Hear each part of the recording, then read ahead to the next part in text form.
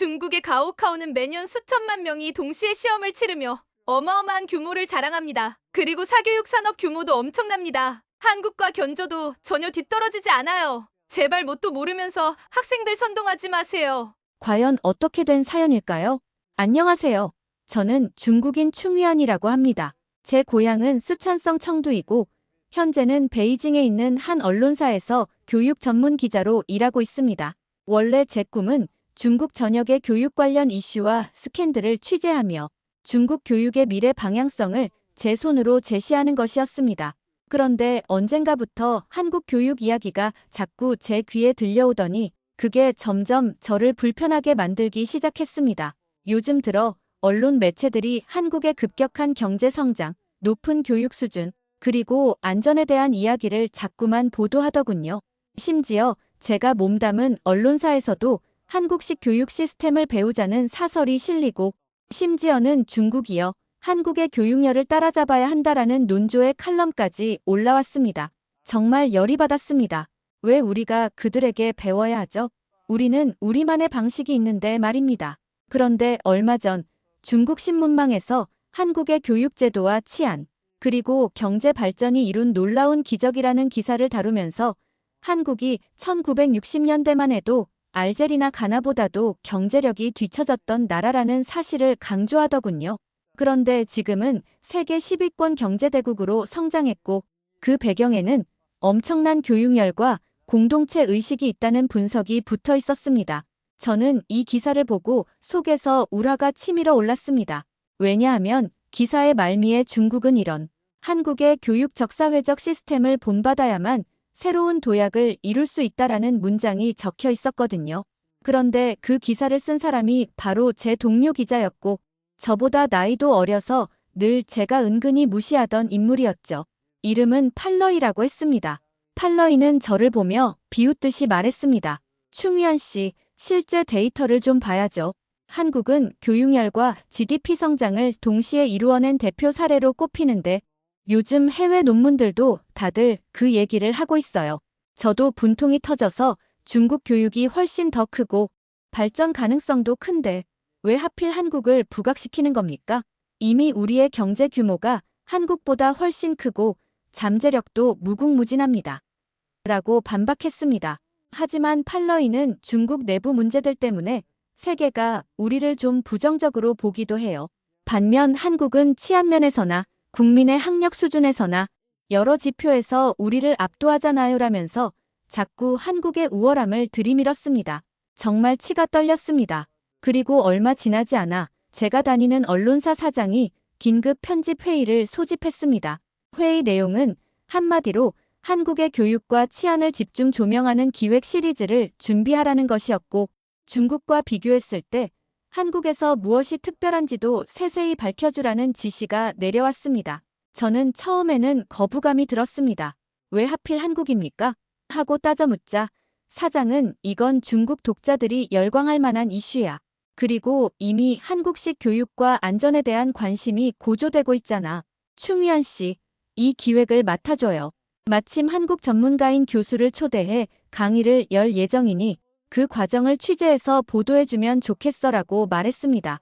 저는 속으로 울컥했습니다.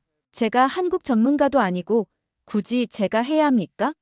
라고 쏘아붙였지만 사장은 듣지 않았습니다. 충위안 씨야말로 교육 전문 기자니 객관적으로 취재를 잘할 거라고 믿어. 이제 뒷말 말고 당장 준비해봐요. 그냥 그 자리에서 대들 수도 없었습니다. 그리고 무엇보다도 뭔가 이상하게 자존심이 건드려지는 겁니다. 한국 따위가 왜 세계적으로 인정받고 있지? 어떻게 저렇게 치안을 잘 유지하고 있지? 교육 수준도 왜 그렇게 높다고들 하지? 분명히 허점이 있을 거야. 이런 오기가 발동했습니다. 좋습니다. 제가 그 한국에 대해 제대로 파헤쳐서 그들의 치부를 폭로해 주겠노라고 마음먹었습니다. 며칠 후 제게 주어진 첫 업무는 해외 대학에서 사회학을 가르치고 있는 미국인 교수, 이름은 스콧 브라이스 교수의 공개 강연을 취재하는 것이었습니다. 이 브라이스 교수는 젊었을 때부터 한국 경제와 교육열을 연구해왔다고 했습니다. 사실 이 강연은 이미 중국 누리꾼들 사이에서도 화제가 되어 있었습니다. 한국이 세계 10위권 경제로 발돋움한 과정을 인류 역사에서 볼 수 없었던 기적이라고 칭송했다는 것이죠. 저는 그 영상을 보기 전부터 한껏 날카로워져 있었습니다. 분명히 이 교수가 한국 칭찬을 늘어놓을 텐데 저는 거기서 틈을 찾아낼 생각이었습니다. 드디어 강연 당일 북경대 강당에는 사람이 꽉 들어찼습니다.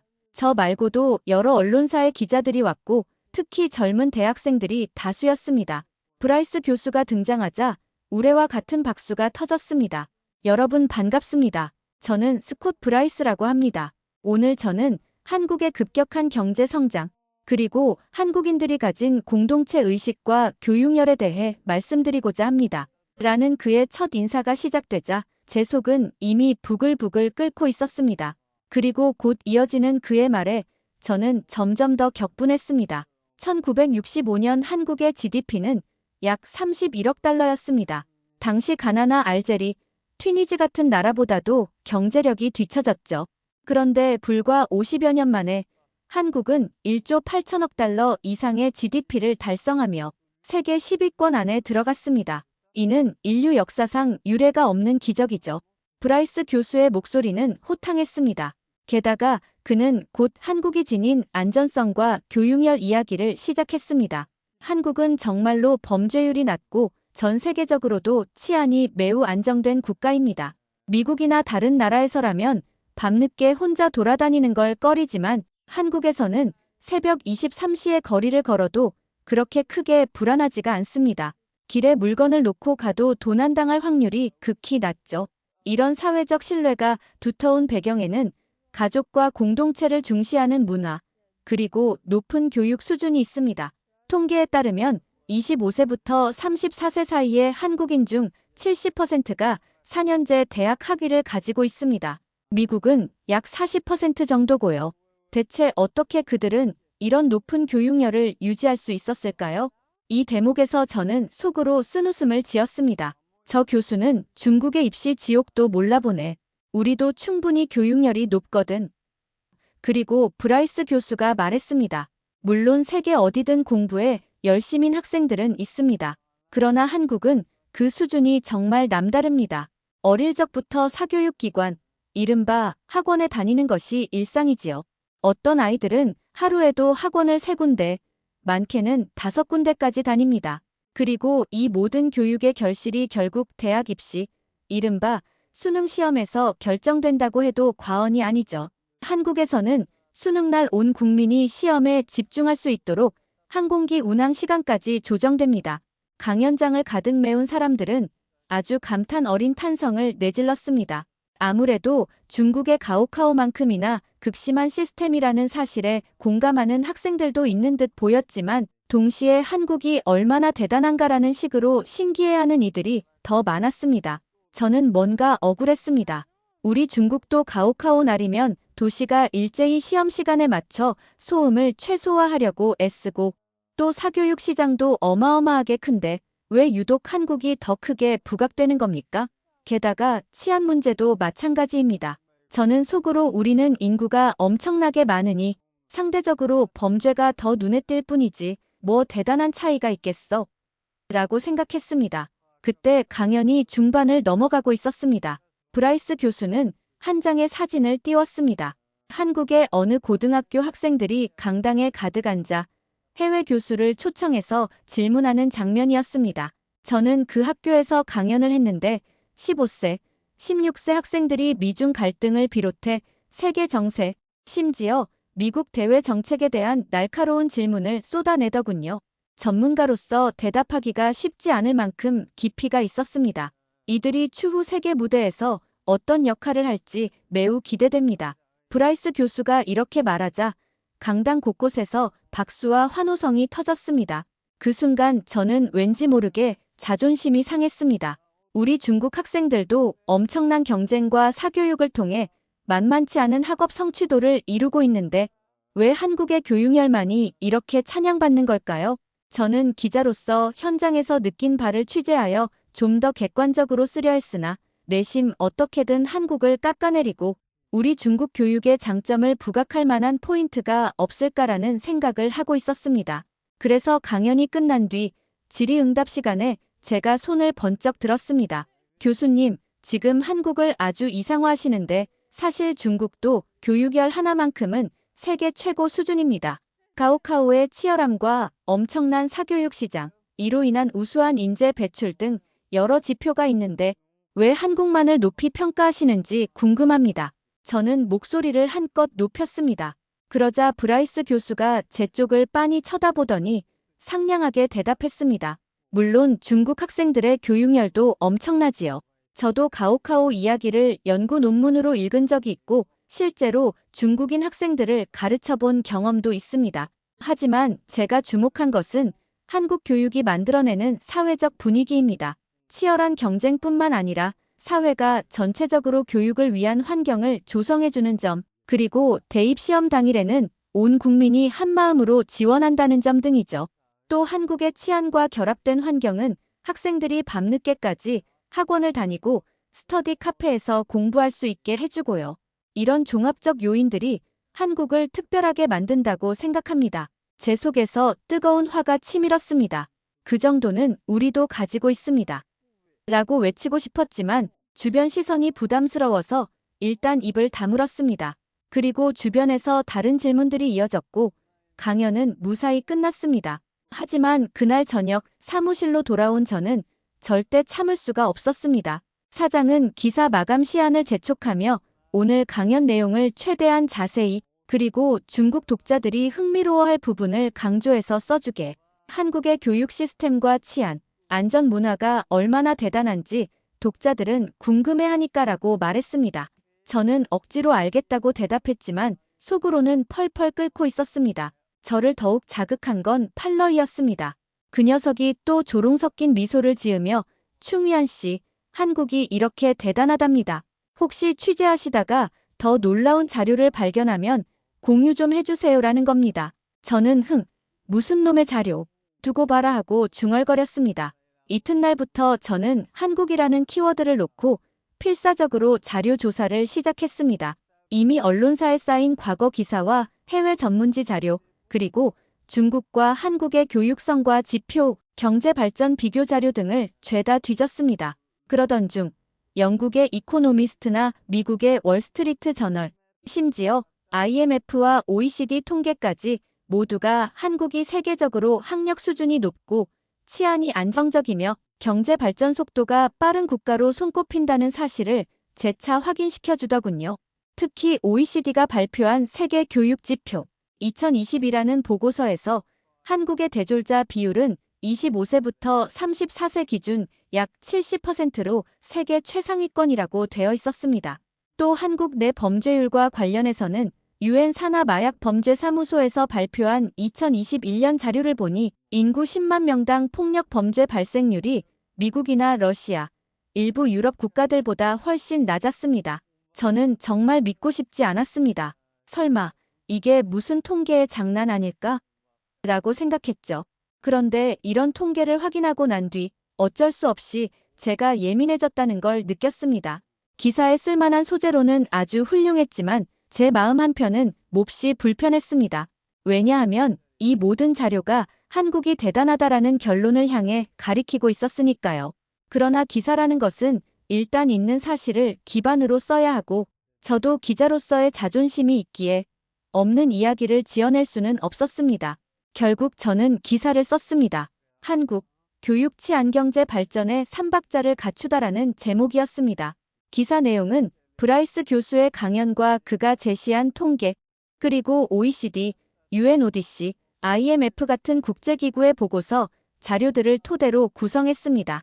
중국의 가오카오와 비교하는 내용도 덧붙여서 중국 역시 교육열에서는 절대 뒤지지 않으나 전반적 치안 환경과 사회적 신뢰 구축에서 한국과 다른 양상을 보인다라는 식으로 마무리했죠.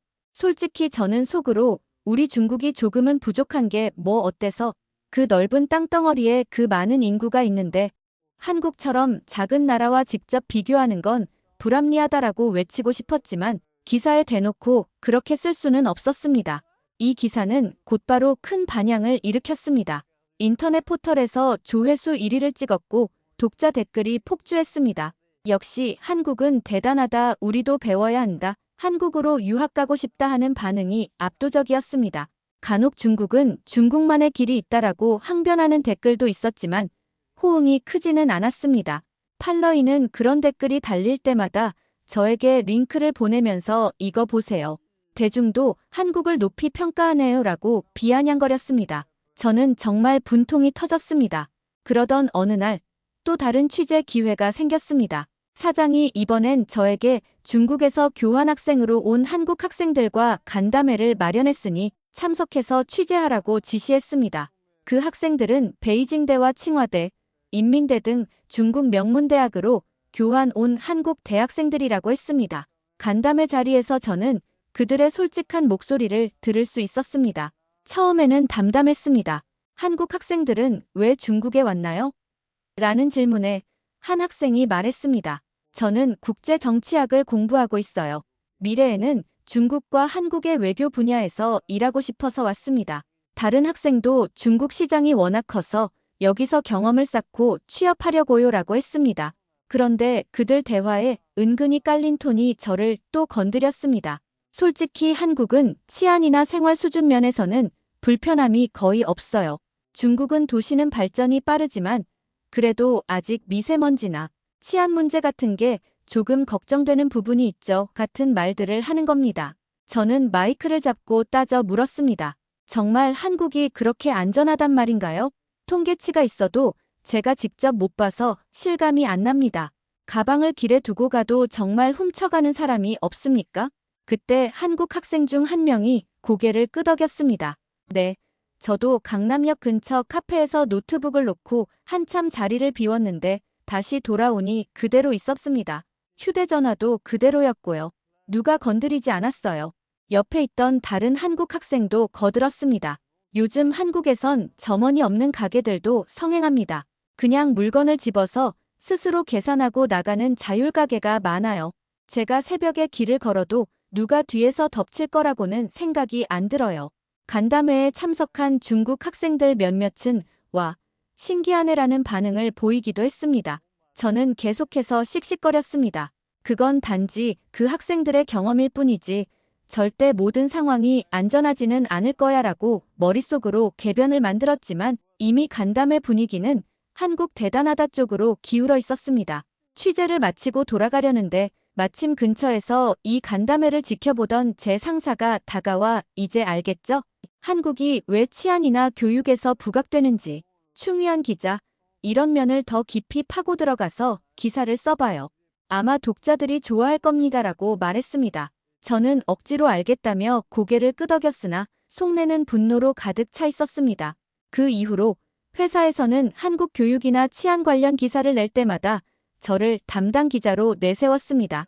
모든 기사가 높은 조회수를 기록하고 SNS 공유가 폭발적으로 늘어나니 회사 입장에서는 저를 밀어줄 수밖에 없었죠. 어쩌면 제 이름 충위안이 한국 전문 기자로 떠오르는 상황에 이르고 있었지만 저는 전혀 기쁘지 않았습니다. 오히려 더 기분이 나빴습니다. 왜 내 손으로 한국을 찬양하는 기사를 써야 하는가? 라는 굴욕감이 엄습했기 때문입니다. 회사는 더 나아가 한국 현지 취재를 제안했습니다. 충위안 기자, 직접 한국에 가서 교육 현장, 즉 학원가나 수능 시험장 분위기를 체험 취재하고 안전 문제도 실험해보면 어때요? 독자들도 분명 관심이 많을 겁니다라는 제안을 듣는 순간 저는 뭔가 등을 떠밀린 기분이었지만 동시에 그래, 직접 가보면 혹시 허점이 있을지도 몰라. 그걸 낱낱이 파헤쳐서 기사로 써야지라는 마음이 들었습니다. 그렇게 저는 한 달간 한국 출장을 떠나게 되었습니다. 서울에 도착한 첫날 밤, 저는 신촌에 묵기로 했습니다. 밤 11시가 다 되어가는데도 젊은 학생들이 거리를 활보하고 있더군요. 주위를 둘러보니 경찰차 사이렌 소리도 거의 들리지 않았습니다. 길모퉁이마다 사람들이 삼삼오오 모여 떠들고 휴대전화를 꺼내들고 길거리 사진을 찍어도 전혀 불안감을 느끼지 않는 눈치였습니다. 저는 일부러 낡은 가방을 벤치 위에 놓고 조금 떨어져 보기도 했습니다. 누군가 가져가나 싶어서요. 그런데 30분이 지나도 가방은 그대로 있었습니다. 심지어 주변 청소부 아주머니가 이거 주인 거세요? 하고 걱정스럽게 물어볼 정도였습니다. 저는 크게 실망했습니다. 진짜 안 훔쳐가네 하고 중얼거렸습니다. 다음 날은 학원가로 유명한 대치동을 취재하러 갔습니다. 평일 오후였는데도 곳곳에 학생들이 학원 건물로 오가고 있었습니다. 제가 인터뷰한 한 수험생은 저는 하루에 보통 학원 두세 군데를 갑니다. 늦게 끝나는 날은 새벽 1시까지 강의를 듣고 그 뒤에 스터디 카페에 가서 자습해요라고 말했습니다. 저는 치안이 걱정되지 않나요? 라고 물었지만 그 학생은 아니요, 전혀요. 길거리에 CCTV도 많고 사람들이 많아서 위험한 경우를 거의 못 봤어요 라고 대답했습니다. 또 다른 학생은 한국에서 제일 중요한 시험이 수능인데 이 시험은 1년에 한 번밖에 없어도 그 한 번으로 모든 것이 결정된다고 볼 수 있어요. 그래서 정말 열심히 준비해야 해요라며 눈에 잔뜩 피로가 서린 표정을 지었습니다. 취재를 이어가면서 저도 모르게 이 정도라면 한국이 교육열이 높다고 해도 어쩔 수 없겠구나. 치안 문제도 실제로 이렇다면 내가 옛날에 조롱했던 통계가 사실인가 보네라는 생각이 들었습니다. 물론 제 마음은 여전히 한국을 인정하고 싶지 않았지만 현실로 마주하는 광경들이 모두 그들이 자랑스럽게 내세울 만한 것들이었습니다. 결정적으로 수능 당일 날의 취재가 저를 끝장까지 몰고 갔습니다. 한국은 수능 시험을 치르는 날 아침, 관공서와 기업들이 출근 시간을 늦춰서 학생들이 교통 정체 없이 시험장에 도착하게 돕고 시험 중엔 비행기 이착륙 시간을 조정하여 소음을 최소화하더군요. 저는 TV 생중계를 보며 목이 멎는 기분이었습니다. 지하철역 입구에는 후배들이 파이팅을 외치며 응원하고 심지어 어떤 지역에서는 경찰차와 오토바이 부대가 시험장을 향해 늦게 출발하는 수험생들을 태워다 주기까지 했습니다. 이 장관을 카메라에 담으면서 제 마음 한구석이 쓰라렸습니다. 왜 우리도 이런 열정과 배려를 국가 전반에서 실현하지 못했을까? 라는 쓸데없는 생각이 올라왔기 때문입니다. 그리고 밤이 되자 한 언론사 기자 모임에서 한국 기자들을 만날 기회가 있었습니다. 그들은 제게 중국에서도 가오카오가 매우 치열하다고 들었습니다. 한국의 수능과 많이 비슷하죠? 하고 물었습니다. 저는 자존심이 발동해 우리 가오카오는 매년 수천만 명이 동시에 시험을 치르는 어마어마한 규모를 자랑합니다. 그리고 사교육 산업 규모도 엄청납니다. 한국과 견줘도 전혀 뒤떨어지지 않아요라고 목소리를 높였습니다. 하지만 그들은 고개를 끄덕이며 네, 중국 교육 열심히 한다는 거 압니다. 다만 한국의 특징은 전 국민적인 동원과 응원이 결합되어 있다는 점이에요. 함께 잘 되길 바라는 분위기가 강하고 또 높은 치안 덕에 학생들이 늦게까지 마음 놓고 다닐 수 있는 환경이 만들어집니다라고 말했습니다. 저는 도대체 치안, 뭐가 그리 대단하단 말인가? 하고 속으로 소리쳤습니다. 그러면서도 베이징에서 새벽에 혼자 돌아다니기 꺼려지는 제 모습이 떠올랐고 상하이 친구들이 날치기나 소매치기를 당했다며 SNS에 올리는 글도 생각났습니다. 분명 중국에도 안전한 지역이 많지만 한국처럼 전국적으로 낮은 범죄율을 유지하지는 못하는 게 현실이었죠. 결국 한국에서의 한 달간의 취재를 마치고 저는 회사에 방대한 보고서와 기사를 제출했습니다. 한국의 치안과 교육열 현장 르포라는 제목이었죠. 사실 기사 원고가 너무 한국 칭찬 일색이라 제가 스스로도 참기 힘들 정도였지만 취재한 걸 조작할 수도 없었고 있는 사실대로 써야 했습니다. 그리고 마감 직전까지도 저는 이 기사를 어떻게든 중국식 모델과 연계시켜서 중국이 더 우수하다라는 뉘앙스를 넣고 싶었지만 결정적 증거가 없었습니다. 치안 통계도 교육 통계도 세계 언론이 평가하는 바도 한국을 긍정적으로 보도하고 있었으니까요. 제 기사가 중국 포털 사이트에 공개되자마자 폭발적인 반응이 쏟아졌습니다. 이게 바로 한국의 저력이다. 중국도 배울 점이 분명히 있다 등등 칭찬 일색의 댓글이 넘쳐났고 심지어 제 기사를 번역한 외신 기사들도 나왔다고 합니다. 그런데 저는 정작 사람들로부터 한국 전문 기자로 추켜 세워지면서 충위안, 앞으로도 한국에 관한 더 심층적인 기사 기대해봅니다라는 말만 듣고 있었습니다. 아무리 노력해도 중국이 더 대단하다라는 분위기로 돌리기가 어려웠습니다. 팔러이는 그 기사를 보고 저한테 와, 충위안 씨, 이제는 정말 한국의 전도사가 다 됐네요. 회사에서도 반응 좋습니다. 앞으로도 잘 부탁해요라며 비아냥거렸습니다. 저는 속이 썩어 들어갔습니다. 한국을 제대로 깎아내리겠다고 결심했는데 자료를 파면 팔수록 현지에서 보면 볼수록 그들이 잘하고 있는 사실만 눈에 들어오니 이게 얼마나 괴로운 일입니까? 하지만 저는 끝까지 제가 틀렸다고 인정하고 싶지 않았습니다. 그래도 우리 중국이 가진 가능성과 잠재력은 한국 따위와 비교할 수 없지. 단지 지금은 국제사회가 중국을 좋게 보지 않으니 한국을 더 높이 평가하는 거야. 다 통계의 착시 현상일 뿐이라고. 라고 저 혼자 계속 우겼습니다. 그러나 주변 동료나 중국 독자들은 이제 점점 한국의 교육열, 치안, 경제 발전 이야기를 당연하게 받아들이기 시작했습니다. 가끔 제가 그래도 한국이라고 해서 완벽한 건 아니다라며 흠집을 내려고 해도 이미 제가 스스로 작성한 기사와 자료들이 너무 강력하여 아무도 제 말에 설득당하지 않았습니다. 사람들은 한국이 세계 10위권 경제대국이 된 건 사실이지 않나, 안전하고 깨끗한 도시 인프라를 유지하는 게 대단한 거 아닌가라고 말했고 저는 더 이상 할 말이 없었습니다. 그렇다고 제가 역시 내가 잘못 생각했구나. 한국이 정말 대단하네 하고 순순히 인정했을까요? 천만의 말씀입니다. 저는 끝까지 제 자존심을 꺾지 않았습니다. 통계나 보고서 같은 건 얼마든지 왜곡될 수 있어. 한국도 문제 많은 사회일 거야. 사람들이 너무 경쟁에 치여서 우울증도 많다던데 범죄도 분명히 여기저기 발생하고 있을 거야 하면서 제가 취재한 대치동 사교육 현장이나 밤늦게 학원가를 오가는 학생들의 모습을 떠올리며 저들은 어떻게 저리 참아내는 걸까?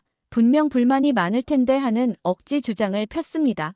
그러나 그렇게 끝까지 버텨봤자 이제는 아무도 제 말에 동의해주지 않았습니다. 오히려 회사 동료들도 충위하는 한국 실태를 직접 보고 와서도 아직도 부정하네.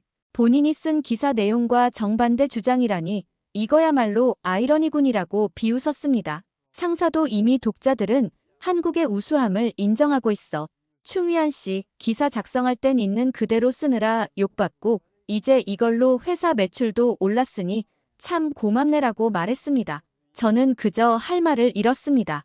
결국 저는 중국으로 돌아와서도 한국과 관련된 기사, 특히 교육이나 치안에 관한 기사를 계속 써야만 했습니다. 회사가 요구하니까요. 그러면서도 기사 속에서 한 줄이라도 하지만 한국도 문제는 있다라는 식의 문장을 억지로 끼워 넣으려 애썼습니다. 독자들이 그 문장을 어떻게 받아들이든 말든 저 나름대로의 저항이었습니다. 그러나 결론적으로 한국을 인정하지 않고 우기면 우길수록 더 많은 조롱과 비웃음, 그리고 수치심만 쌓여갔습니다. 요즘도 저는 이렇게 생각합니다. 한국은 그저 덩치가 작으니까 관리하기 편한 거야. 교육 시스템이 좋아 보이는 것도, 치안이 안정적으로 보이는 것도 다 거기에 기반한 거지. 우리처럼 인구 14억이 넘는 거대한 나라가 동일한 수준을 유지하기란 불가능해. 이런 식으로 말이죠. 물론 점점 주변에서 그냥 현실을 인정해라라는 시선이 느껴지지만 저는 절대 고개를 숙이지 않을 생각입니다. 중국이야말로 한국 따위와 비교할 수 없는 위대함을 지닌 나라라는 제 믿음은 쉽게 꺾이지 않습니다. 감사합니다. 두 번째 사연 바로 시작하겠습니다. 안녕하세요. 저는 왕신이라고 합니다. 중국 광저우에 위치한 한 국제학교에서 학생들을 가르치는 중국인 교사입니다. 학교에서는 주로 중국어와 역사를 담당해왔지만 워낙 교사 수가 모자랐던 터라 때때로 영어 보조 수업까지 맡기도 했습니다. 사실 제가 태어나고 자란 곳은 베이징 근교의 작은 마을이었습니다. 어려서부터 중국 문화와 역사에 자부심을 크게 가지고 있었고 대학에서도 고전 문학을 전공할 만큼 중국이라는 나라의 전통을 사랑했어요. 그러나 제게 주어진 현실은 그 자부심만으로는 살아가기 쉽지 않다는 사실을 자주 깨닫게 했습니다. 국제학교라는 특수한 환경 속에서 다양한 국적의 학생들을 만나며 때로는 저 자신의 한계를 느끼기도 했습니다. 제 지도 아래 있는 학생들 대다수는 중국인이지만 몇몇은 유럽 출신이거나 한국, 동남아 등지에서 교환학생으로 온 경우도 있었습니다. 이 다양한 배경이 주는 국제적인 분위기야말로 국제학교의 큰 매력이겠지만 동시에 갈등과 충돌의 원인이 되기도 합니다. 특히 한국과 중국 사이의 문화적, 역사적, 감정적 이슈는 생각보다 훨씬 예민하고 복잡하게 얽혀 있어서 저 역시 교직 생활을 하며 몇 차례 곤란한 순간들을 겪곤 했습니다. 그런데 언젠가부터 교장 선생님께서 해외 졸업 여행을 추진하시기 시작했어요. 처음에는 영국으로 간다는 말이 오갔지만 결국 여러 사정으로 인해 독일로 방향이 확정되었습니다. 유럽이라고 하면 영어권인 영국이 보통 많이 떠오를 텐데 독일로 정해진 이유는 저도 자세히는 모릅니다. 다만 장 교장께서는 독일 또한 선진국 중 하나이니 우리가 중국의 위상을 더 널리 알릴 기회가 될 것이라며 굉장히 의욕적이셨어요. 왕신 선생, 이번 졸업여행 인솔을 꼭 맡아주셔야 해요. 학생들이 독일에서 사고 안 치도록 단속도 필요하고 무엇보다 중국의 기계를 보여줘야 하니까 저는 그 말씀을 들을 때마다 속으로는 조금 의아했습니다. 졸업여행이라면 학생들에게 좋은 추억을 쌓고 여러 문화를 체험하게 하는 취지가 큰데 교장 선생님은 너무 중국 자부심을 강조하시며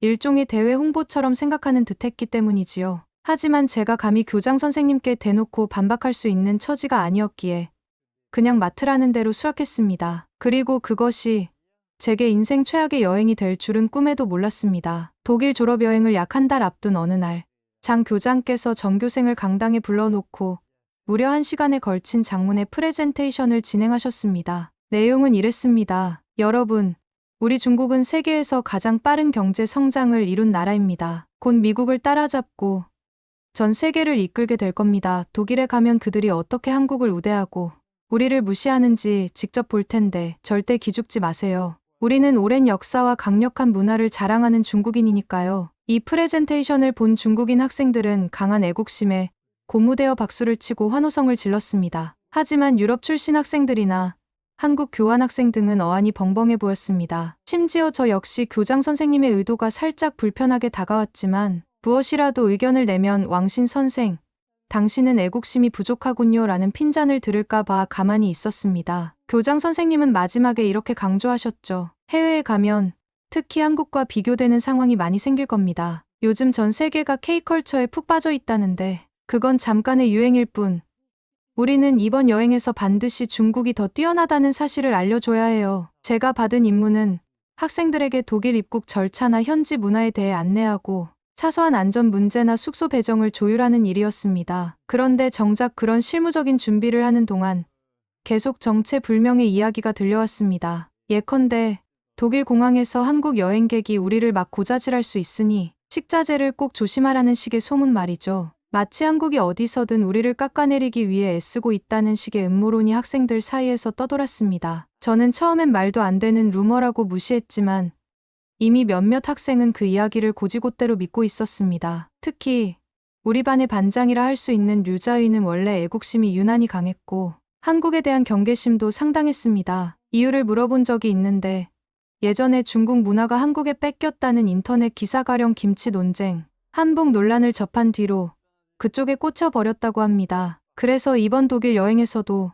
독일이 한국 문화를 우대하고 우리 중국을 훌대한 증거를 찾겠다며 별의별 자료를 모으고 있더군요. 그러면서 친구들에게 독일로 떠나기 전에 브루스타와 중국 향신료를 왕창 챙겨가자. 혹시 거기서 중국 음식 구하기 힘들면 우리가 직접 차이나 파워를 보여주자고 독려하기도 했습니다. 저는 곤혹스러웠지만 크게 사고만 치지 않길 바라며 그저 지켜볼 수밖에 없었습니다. 드디어 졸업여행 당일 13시간 넘는 비행 끝에 저희 일행은 독일 베를린 공항에 무사히 도착했습니다. 시차와 장시간 이동으로 모두가 피곤했지만 아직 가장 골치 아픈 입국 심사가 남아 있었습니다. 저는 학생들에게 사전에 유럽 입국 시 동물성 식품이나 특정 식자재는 엄격히 규제된다고 충분히 설명했습니다. 그런데도 일부 학생들은 제 말을 듣지 않았거나 무시한 듯 보였습니다. 입국 심사대에서 가방을 열어 검사하는 세관원들이 고개를 절레절레 흔드는 장면이 눈에 선합니다. 이건 뭐죠? 말린 해산물.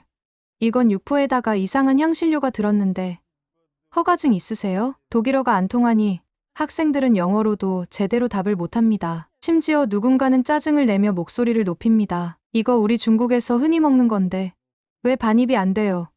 혹시 한국이 우리 가방을 일찍 체크해서 독일 세관에게 신고한 거 아니에요? 제가 상황을 수습하려 통역해주며 진정시키려 해도 이미 감정이 상한 학생들은 고압적인 자세를 취합니다. 결국 한 학생이 짐을 바닥에 세게 내팽개쳐서 공항보안 요원이 곤봉을 들고 달려오는 소동까지 벌어졌습니다. 그렇게 3시간 가까이 입국장에 발이 묶였습니다. 이미 이때부터 저는 이 여행은 뭔가 심상치 않다는 강렬한 예감을 느꼈습니다. 그 와중에 같은 시각, 입국 심사대를 통과하고 있던 한국인 단체 관광객이 있었습니다. 사실 그분들은 우리 일행과 일절 교류가 없었고, 제가 보기엔 서로 관심도 없어 보였습니다. 그런데도 류자위 무리는 저 한국 관광객들이 몰래 우리를 독일 세관에 찌른 것 같다며 근거 없는 주장을 펼쳤습니다. 분명 우리를 견제하고 있어요. 한국인들이 유럽에서 우리보다 먼저 자리 잡으려고 말이죠. 아니면 한국 가이드가 독일 세관에 팁이라도 건넸나? 저는 터무니없는 소리에 한숨이 나왔지만 이미 일부 학생들의 머릿속엔 한국이란 존재가 우리를 방해한다는 피해의식이 단단히 자리 잡고 있었습니다. 이걸 어떻게 달래야 할지 감이 전혀 잡히지 않았습니다. 가까스로 공항을 벗어나 예정보다 2시간 이상 늦게 베를린 시내의 호텔에 도착했습니다. 원래는 그날 오후에 브란덴부르크 문 등 유명 명소를 둘러볼 계획이었지만 공항에서 시간을 다 소모해버려 일정이 취소되고 말았습니다. 호텔 프런트 데스크에서 단체 체크인을 하는데 몇몇 학생들이 고성을 지르기 시작했습니다. 왜 방 배정을 이런 식으로 해요? 뷰가 좋은 방은 없어요.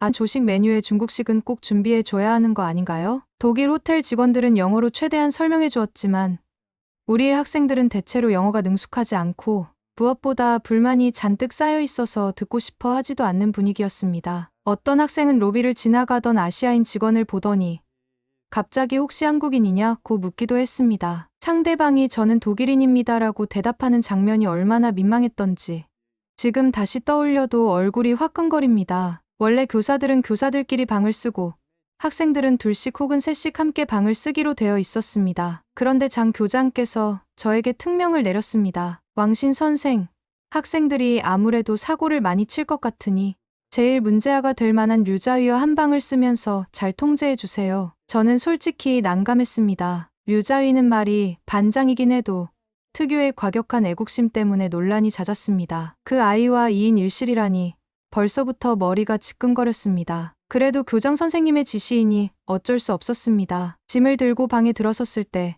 류자위는 이미 거칠게 캐리어를 열어젖히며 왜 호텔 방이 이렇게 중국식 냄새가 안 나는지 모르겠다는 둥 말도 안 되는 트집을 잡고 있었습니다. 피곤하니 일단 씻고 쉬고 싶었는데 설상가상으로 화장실에서 정말 황당한 일이 벌어졌습니다. 르자이가 샤워를 마치고 나와서는 변기물을 내리지 않은 거예요. 처음엔 깜빡했겠지 생각하며 그냥 넘겼습니다. 그런데 두 번째로 들어갔을 때도 똑같았습니다. 저는 조심스럽게 이야기를 꺼냈죠. 자위야, 여기 호텔이니까 청결 신경 쓰자. 변기물은 당연히 내려야 해. 그랬더니 돌아온 대답이 저는 피곤해서 신경 쓸 겨를이 없었어요. 왕 선생, 중국도 아닌데 왜 이렇게 잔소리하세요? 그 태도에 더 이상 방에서 같이 지내기조차 힘들었습니다. 저는 결국 로비에 내려가서 프런트 데스크에 별도 빈 방이 있는지 물어보았고 추가 요금을 부담한 뒤에야 가까스로 다른 방으로 옮길 수 있었습니다. 학생을 챙겨야 하는 건 맞지만 저도 사람이기에 밤새 이런 문제로 스트레스를 받고 싶진 않았습니다. 다음 날 아침이 밝았습니다. 원래라면 전날 이미 시내 투어를 끝냈어야 했는데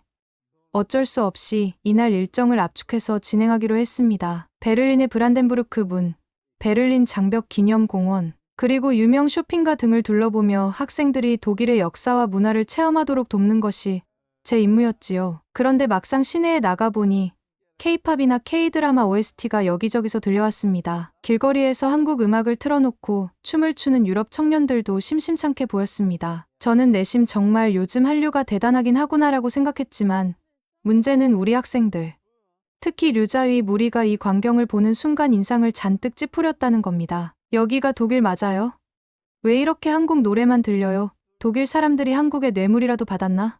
심지어 다른 유럽인들이 한국 음악을 즐기고 K-푸드를 시도해보는 걸 보면서도 그들은 온갖 음모론을 의심했습니다. 이거 다 한국 정부가 돈 풀어서 만든 거야. 원래 유럽이 우리 중국 문화를 더 존중해야 하는데 한국이 선수를 쳤네. 저는 저건 그저 개별적인 취향이거나 한국 문화가 요즘 인기가 있으니 나온 자연스러운 현상일 뿐이라고 설명했지만 이미 선입견이 생긴 학생들에겐 소용이 없었습니다. 오히려 왕신 선생, 왜 그렇게 한국 편을 들어요? 중국인으로서 자존심도 없어요? 라며 저를 의심하기까지 했습니다. 더욱 황당했던 건 길거리를 지나가다가 만난 한국 음식점 간판을 보고 학생들이 벌인 수동이었습니다. 독일에는 다양한 아시아 음식점이 있으니 한국어 간판도 흔히 볼 수 있거든요. 그런데 류자위가 그 간판이 중국 식당 간판보다 더 세련되고 눈에 잘 띈다고 불만을 터뜨렸습니다. 왜 중국 식당 간판은 저리 초라하고 한국 식당 간판만 번쩍이죠? 독일이 한국 식당에만 특혜를 주는 것 아닐까요? 심지어 옆에 있던 중국인 식당 주인에게 여기선 한국 쪽이 로비를 많이 해서 간판 허가를 쉽게 받는 거 아니냐고 시비를 거는 모습을 보고 저는 진심으로 창피했습니다. 식당 주인은 황당해하며 그런 거 전혀 없다. 단지 우리는 오래된 가게라 간판이 낡은 것뿐이라고 답했지만 류자위 일당은 믿지 않았습니다. 시내 투어를 마치고 점심 식사를 하러 대형 푸드코트에 들렀습니다. 우연히도 그곳에는 한국인 교환학생 몇 명이 모여 있었습니다. 그들은 베를린 대학 등지에서 공부하는 대학생으로 보였고 딱히 우리 일행에 관심을 보이지 않았습니다. 하지만 류자위 무리가 먼저 다가가 한국 학생들에게 말을 걸더군요. 너희들 한국에서 왔어요? 여기서 뭐 해요? 한국 덕에 우리 중국이 독일에서 많이 무시당하는 것 같은데 당연히 한국 학생들은 의아해하며 우리가 무슨 상관이죠? 라고 반문했지요. 그러자 류자위는 힐난조로 독일 길거리에서 K-팝만 나오고 K-드라마 포스터만 붙었더라. 도대체 독일에선 왜 한국한테만 혜택을 주는 거죠? 분명 너희가 로비했을 거야. 정말 코미디 같은 대화였습니다. 저는 황급히 달려가서 한국 학생들에게 사과하고 우리 학생들을 끌어냈습니다. 한국 학생들 역시 황당해하며 우린 그저 교환학생일 뿐 무슨 로비 같은 걸 하겠느냐고 반박했지만 이미 류자위 무리는 제 말을 들으려 하지 않았습니다. 저는 땀을 뻘뻘 흘리며 중재에 나섰지만 이 시점에서 이미 돌이킬 수 없는 극한의 피로감을 느꼈습니다. 도대체 왜 이렇게 한국에 대한 피해의식이 심한 거지? 이대로라면 여행 내내 사고만 칠 텐데. 다음 코스는 페르가몬 박물관 등 베를린의 대표적 박물관을 방문하는 것이었습니다. 독일에는 세계적으로 유명한 박물관이 많고 특히 고대 문명이나 유럽 역사, 중동 유적 등이 잘 전시되어 있습니다. 장 교장께서는 거기에 가면 분명 중국 관련 전시도 있을 텐데 그걸 찾아서 우리 학생들이 공부하라고 지시하셨습니다. 하지만 막상 가보니 중국 전시는 도자기나 동양 무역로 일부 자료 정도가 전부였고 박물관 메인 섹션은 메소포타미아, 그리스, 이슬람 미술 등에 집중되어 있었습니다. 저야 당연히 그럴 수 있다고 생각했지만 류자위 무리를 비롯한 학생들은 큰 실망을 했습니다. 왜 중국 역사 섹션이 이렇게 작죠? 독일 사람들이 원래 중국을 존중 안 하나 보네요. 거기에다가 마침 한국 전통문화기획전이 별도의 전시실에서 열리고 있었습니다. 규모가 그리 큰 전시는 아니었으나 여러 한복이나 도자기, 전통 장신구 등이 전시되어 있었고 홍보 자료도 충분히 비치되어 있었습니다. 학생들은 이걸 보자마자 발끈했습니다. 중국 전시는 왜 이렇게 없고 한국은 기획전까지 독일이 한국에 매수당했음이 분명해요. 결국 격분한 몇몇 학생들이 한국 기획전 전시실에 들어가 직원에게 시비를 걸었습니다. 우린 중국에서 왔는데 왜 여긴 한국 전시만 이렇게 성대하게 해요? 이러면 중국인이 기분 나쁘잖아요. 직원은 영어와 독일어로 이건 특정 기간 동안 열리는 특별 기획전이고 중국 관련 전시도 기회가 되면 할 수 있다고 설명했지만 학생들은 전혀 수긍하지 않았습니다. 더군다나 주위 관람객들이 이런 소동을 지켜보며 웅성거리자 분위기는 순식간에 험악해졌습니다. 제가 최대한 달래보려 했지만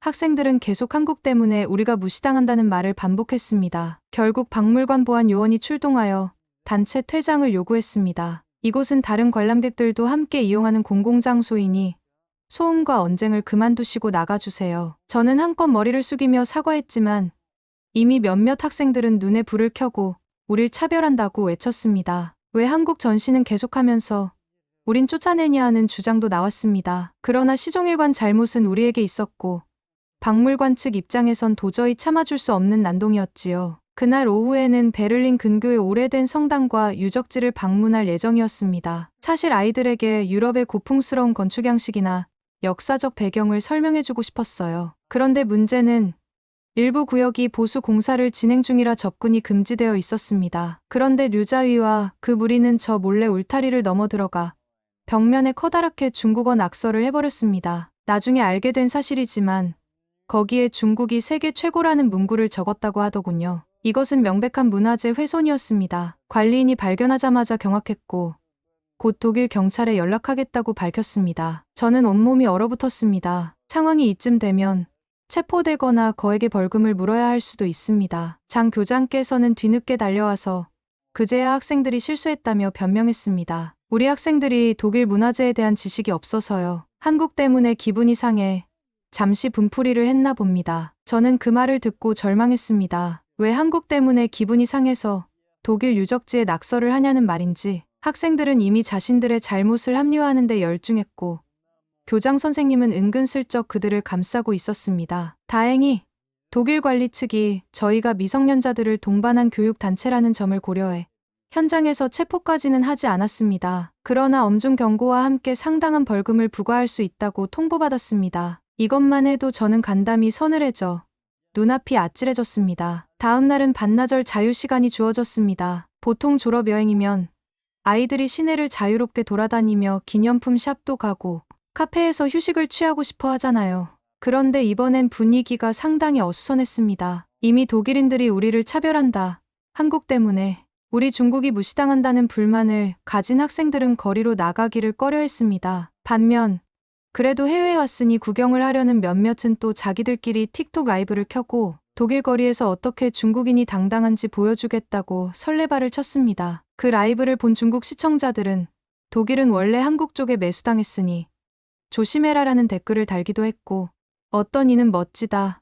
중국의 힘을 보여줘. 라고 응원하기도 했습니다. 정말 황당무계했지만 저는 이미 지쳐서 일일이 개입할 기운도 없었습니다. 자유시간 중에 몇몇 학생이 한국 음식점에 들어가 보려 했습니다. 겉으론 어떻게 한국이 독일에서 인기를 끌고 있나 확인하자라는 호기심 정도였지만 사실은 좀 비꼬고 싶어서였던 것 같아요. 그런데 공교롭게도 그 음식점이 낮 시간에 브레이크 타임이어서 문이 잠겨 있었습니다. 직원 한 명이 영어로 미안하지만 지금은 영업을 안 한다. 조금 뒤에 오라고 말하자 학생들은 또 역시 우리 중국인이라고 안 받아주는 거네라고 곡해했고 소리를 지르며 가게 문을 마구 두드렸습니다. 직원이 황당해하며 경찰을 부르겠다고 하자 그제야 뿔뿔이 달아났지만 이쯤 되면 이미 제정신이 아닙니다. 더 큰 문제는 그날 밤 몇몇 학생이 호텔 방에서 브루스타를 꺼내 중국식 훠궈를 끓이기 시작했다는 것입니다. 독한 향신료와 고추기름이 끓어오르니 복도의 매캐한 연기와 자극적인 냄새가 진동했습니다. 다른 투숙객들이 항의했고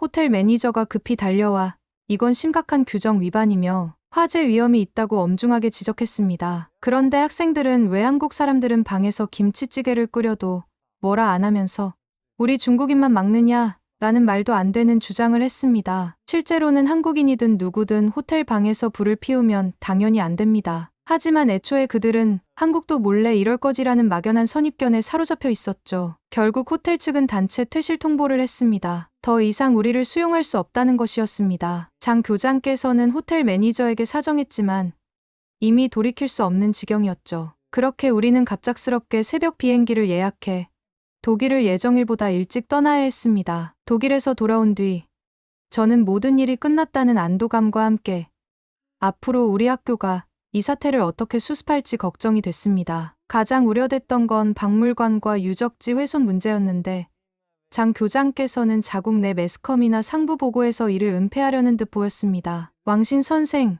독일에서 벌어진 일들은 우리가 좀 미숙했던 걸로 마무리합시다. 그런데 중요한 건 독일이 한국 편을 들어 우리를 내쫓았다는 사실이죠. 우리 학생들 잘못만 있는 건 아니니까 너무 자책하지 말아요. 저는 황당함의 말을 잇지 못했습니다. 미숙하다 못해 범죄 수준이었는데 교장 선생님은 끝까지 독일과 한국이 우릴 무시했기 때문에 어쩔 수 없었다는 뉘앙스를 풍기셨습니다. 실제로 독일 측에서 유적지 훼손에 대한 벌금 청구서를 보냈고 해당 학생들의 법적 책임을 묻는 서류도 준비 중이었지만 교장은 어떻게든 외교부를 통해 해결하겠다며 대수롭지 않게 넘기려 했습니다. 한편 학교 내 한국 문화 동아리 K-드라마를 좋아하는 학생들이 모임가 있었습니다. 원래 소수였지만 나름 열성적인 친구들이었는데 이번 독일 사태 이후로 분위기가 급변했습니다. 류자위 일당은 한국 문화를 좋아하는 건 매국 행위라며 그 동아리를 노골적으로 비난하기 시작했습니다. 교장 선생님도 동조하는 태도를 보이면서 결국 그 동아리는 폐지되고 말았습니다. 한국 때문에 우리가 독일에서 피해를 본 마당에 어딜 감히 한국 문화를 공부하냐는 시기였지요. 그 와중에 몇몇 학생들은 우리는 정말로 K-팝이 좋아서 그냥 즐기는 거였는데라며 고민 끝에 전학을 가거나 해외로 떠나버리기도 했습니다. 저는 그 모습이 너무 안타까웠지만 이미 학교 내 기류가 더 보수적이고 과격해져서 제 힘으로 어쩔 수 없었습니다. 시간이 지나면서 교내에서 독일 졸업여행 이야기는 이상할 정도로 영웅담 비슷하게 포장되어 전해졌습니다. 마치 우리가 독일에 가서 중국의 기계를 보여주었는데 독일과 한국이 질투해서 우릴 내쫓았다는 식이었죠. 이게 말이 되는 소리인가? 저는 몇 번이나 자문했지만 이미 그들의 정신승리가 굳건히 자리 잡고 있었습니다. 우린 중국인이니까 독일에서 그렇게 당당히 행동한 게 맞아요. 그들은 우리 민족성을 감당 못한 거라고요. 한국이야말로 뒤에서 이간질을 했을 테니 우리가 화를 낼 수밖에 없었죠. 저는 교장 선생님이 주도하는 회의 시간마다 그 말도 안 되는 서사에 질려서 말문이 막히곤 했습니다. 그래도 우리 중 몇몇 교사들은 그래도 낙서는 범죄가 아니냐? 박물관에서 소란 피운 건 잘못이 분명하다고 지적했지만 교장 선생님은 대수롭지 않게 받아넘겼습니다. 독일 졸업여행 사태가 어느 정도 정리되자 학교 측은 외국어 교육 확대 차원에서 한국인 영어 교사를 채용했습니다. 이름은 김현수 선생님. 영국에서 TESOL 과정을 밟고 중국어도 어느 정도 할 줄 아는 재원이라 했습니다. 저는 내심 기대가 됐습니다. 학교에 다양한 국적의 교사가 있다는 건 분명 좋은 일이니까요. 한국 문화를 좋아하는 학생들도 줄어들긴 했지만 여전히 관심 있는 친구들이 있을 테니 이분이 잘 어울릴 수 있지 않을까 싶었습니다. 하지만 문제는 교장 선생님의 반응이었습니다. 처음부터 썩 달가워하지 않으셨죠. 하필 왜 한국인 교사를 데려오냐며 행정팀에 구시렁 대셨습니다. 그리고 저에게 귓속말로 왕신 선생, 저 김현수 교사를 좀 감시해 주세요. 혹시 학생들한테 한국 문화를 주입하려고 할지 모르잖아요. 저는 기가 막혔지만 대놓고 반발할 순 없었습니다. 네, 뭐 특별히 이상한 점이 있는지 주시해 보겠습니다라고 답할 수밖에 없었습니다. 김현수 선생님이 부임하자마자 류자의 무리를 비롯한 몇몇 학생들은 선생님, 어디서 왔어요? 아, 한국에서요. 우린 독일 갔다 와서 한국에 대해 안 좋은 기억이 많은데 괜찮을까요? 김현수 선생님은 당황스러워하며 웃음으로 넘기려 했습니다. 독일에서 무슨 일이 있으셨나요? 전혀 모르겠는데요. 부드럽게 물었지만 학생들은 한국 때문에 우리가 독일에서 크게 당했다는 말을 반복했습니다. 김현수 선생님이 그건 오해가 있는 듯한데 직접 얘기해 주세요라고 하면 학생들은 아니, 한국이 독일에서 로비를 많이 해서 우리 중국인이 무시받았거든요. 같은 황당한 이야기를 늘어놓았습니다. 김현수 선생님은 어느 정도 중국어를 할 줄 아니까 학생들의 말도 조금은 알아듣습니다. 그분도 점차 사태의 심각성을 깨달았죠. 저에게 따로 찾아와서 왕신 선생, 정말 이런 말도 안 되는 적대감이 학교 전체에 퍼져 있는 건가요? 전 그저 영어를 가르치러 온 사람이에요. 저는 씁쓸하게 고개를 끄덕였습니다. 독일 졸업여행 이후 학교 분위기가 완전히 바뀌어서 저도 당혹스럽습니다라고 말씀드렸죠. 김현수 선생님이 오기 전부터 있던 한국어 동아리가 있었습니다. 그 동아리는 사실상 유명무실해진 상태였지만 그래도 열성적인 학생 몇 명이 남아 있었습니다. 김현수 선생님이 담당을 맡으면 부활할 수도 있다고 봤는데 장 교장님이 완강히 반대했습니다. 지금 우리 학교 분위기가 어떤 줄 알고 한국어 동아리를 강화하려 하세요? 한국 때문에 우리가 독일에서 얼마나 수모를 당했는데 또 한국어라니요. 결국 이사회나 행정팀과 논의 끝에 교장 선생님은 한국어 동아리를 공식 폐지해버렸습니다. 김현수 선생님도 저는 다양성을 위해서라면 힘써 보겠다고 했지만 통하지 않았습니다. 그리고 폐지된 뒤에는 한국 문화를 좋아하던 학생들이 더욱 설 자리를 잃었고 몇몇은 자퇴하거나 해외로 옮기기도 했습니다. 제게는 그게 커다란 충격이었습니다. 애당초 국제학교라는 곳이 여러 나라 언어와 문화를 존중하고 배우는 곳 아닙니까?